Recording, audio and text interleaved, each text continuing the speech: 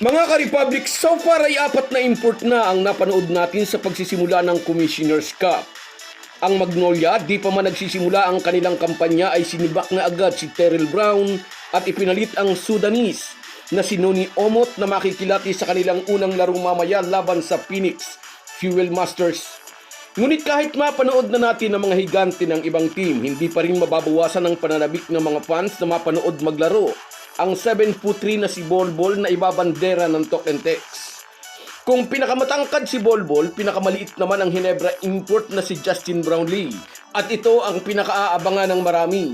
Anong magic ang gagawin ni Tim Cone para i-justify ang desisyong ibangga ang 6'6" na si JB sa mga higante? Pag-uusapan po natin yan, pero bago ang lahat ay maglalambing po ako sa inyo na isubscribe ninyo itong ating channel. At kung di masyadong makakaabala ay i-like at paki-share na rin ninyo. Malaking bagay po yan sa aming mga vlogger. Maraming salamat. Mga ka-Republic, sa kanilang unang laro ngayong Commissioner's Cup, pasadong marka ang ibinigay kina Kyler Kelly ng Converge at Mubashar Ali ng Tira Firma. Nabigyan nila ng panalo ang kani-kanilang team. Mamaya, ipaparada ng hotshot si Noni Omot, isang 6'9" na Sudanese na maagang ipinalit sa first choice nila na si Terrell Brown. Makakabakbakan ng Magnolia ang Phoenix LPG Masters at ang import nilang si James Dickey. Ang 6'10" na si Dickey ay naging teammate ni Justin Brownlee sa kupunan ng Piliti Jaya kung saan nanalo sila ng championship sa Indonesian Basketball League.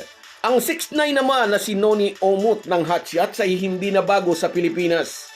Noong 2023 FIBA World Cup ay naglaro na siya dito sa Maynila bilang bahagi ng South Sudan team na naging Best African Team in FIBA Qualifiers kaya na-qualify sa Olympics na ginanap sa France. Nasangkot si Noni Omot sa isang malungkot na insidente nang maglaro siya dito sa FIBA Qualifiers. Nasikuniya ng di sinasadya ang isang Serbian player na kalaban nila na nagresulta para ma-damage at tuluyang tanggalin ang isang kidney ng Serbian player. Isa raw iyong malungkot na pangyayari na di niya intensyong gawin.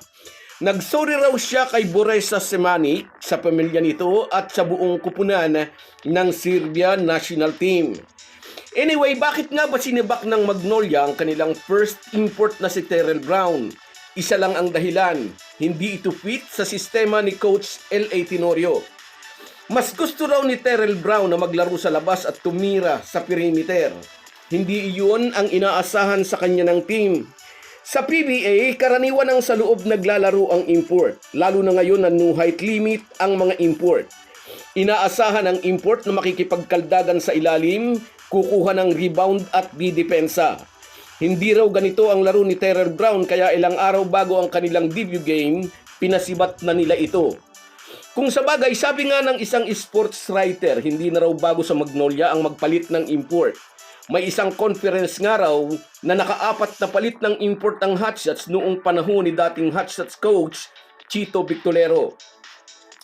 Pero wala raw namang masama sa pagpapalit ng import. Katunayan, noong 2016 ay nagpalit din ng import ang Barangay Hinebra.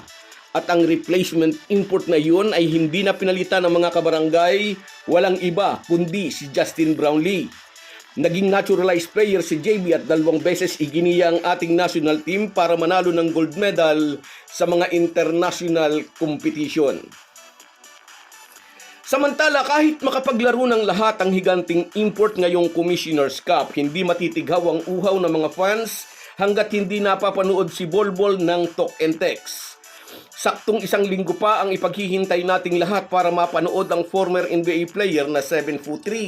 Sa March 20 pa ang debut game ng TNT sa conference na ito.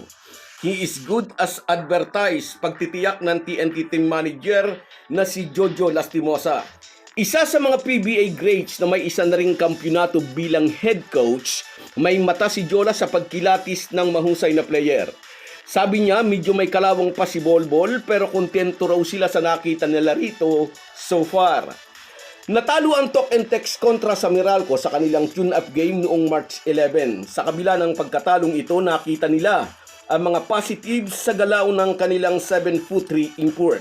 Aminado naman ang lahat at una na ngang umamin si RO's coach Yang Yao, malaking sakit ng ulo ang dadalhin ng former NBA player sa mga kalaban. Sa March 20, maghaharap ang Tok and Tex at ang rain or shine ni Coach Yang Yao sa Araneta Coliseum. Sa petsang ito rin ang debut game ng Barangay Ginebra dito sa Commissioner's Cup. Makakatapat ng Gin Kings ang Macau Black Knights. Kung debut game ito ng mga mag-aalak, magiging pangatlong laro naman ito ng Black Knights ang laban nilang ito sa Gin Kings na posibleng pabor sa guest team dahil mainit na sila kumbaga sa makina ng sasakyan. Hanggang ngayon na nagsisimula na nga ang Commissioner's Cup ay marami pa rin ang nagtataka. Bakit ang 6'6" na si Brownlee pa rin ang kinuhang import ng Barangay Ginebra?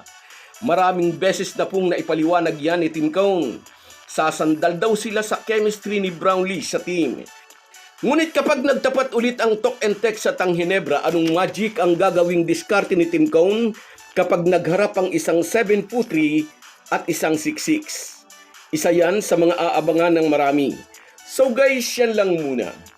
Hanggang sa muli.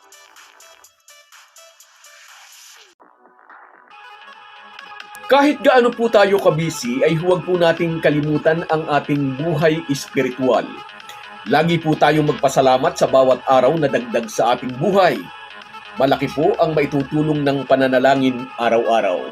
Isang paalala po mula sa inyong Halo-Halo Sports Republic.